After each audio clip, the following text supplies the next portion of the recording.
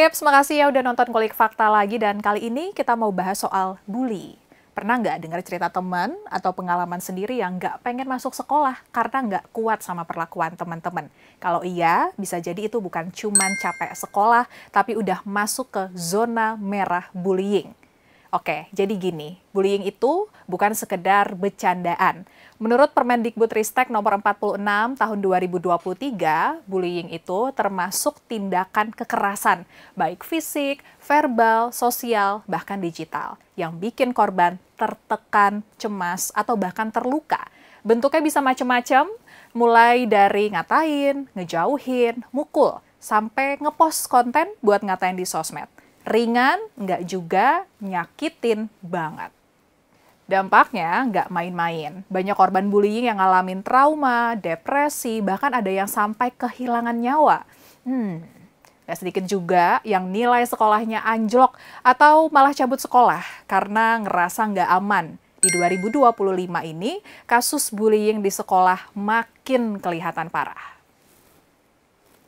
Dan Trips, ini beberapa kasus bullying tahun 2025 ini. Di Belitung Timur, pada Januari 2025 kemarin, siswa MTS jatuh sampai lumpuh gegara bangkunya ditarik waktu duduk. Kemudian di Bekasi, pada Juni 2025, siswa SD trauma berat. Tulangnya geser karena dirundung teman sekelas. Kemudian di Riau, siswa kelas 2 SD dibully hingga mengalami luka dalam dan tewas. Kemudian Trips, belum lama ini di Ciparai, Bandung, siswa SMP itu dipaksa minum tuak, diceburin ke sumur, dan di lukanya diguyur alkohol. Dan yang bikin miris, sebagian besar baru ditangani serius setelah viral. Soal hukum bullying, sebenarnya ada hukuman yang tegas, Trips. Ini nih, payung hukum yang ngatur soal bullying. Pertama ada Permendikbudristek nomor 46 tahun 2023, sekolah wajib bentuk tim pencegahan kekerasan. Kemudian Undang-Undang Perlindungan Anak nomor 35 tahun 2014, kekerasan pada anak bisa dipidana. UU ITE, cyberbullying, bisa kena pasal pencemaran nama baik. Kemudian KUHP pasal 351, penganiayaan fisik bisa dihukum penjara. Jadi jelas, pelaku bullying bisa kena pidana dan sekolah nggak ada alasan untuk ngebiarin. Dan sekarang kita ngebahas bagaimana peran orang tua dan wali juga krusial banget. Ini bukan cuma urusan sekolah doang, dengerin anak, jangan ngegas duluan.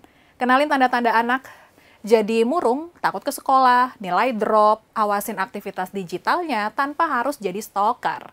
Jadi penting kolaborasi sama guru dan konselor, dan yang paling penting ajarin anak buat berani speak up dan jadi teman yang suportif, bukan toxic. Sekolah seharusnya jadi tempat belajar, bukan tempat luka batin. Bullying bukan masalah sepele. Dan buat ngelawan itu, kita semua harus jalan bareng, sekolah, orang tua, teman-teman, dan masyarakat. Karena setiap anak punya hak buat merasa aman, dihargai, dan bertumbuh tanpa takut. Terima kasih udah nonton sampai habis. Saya Fiatio Konibili, pamit undur diri. Jangan lupa saksikan terus Ngulik Fakta, ngulik isu bukan cuma ikut-ikutan. Nggak cuma viral, tapi valid karena kebenaran butuh diulik.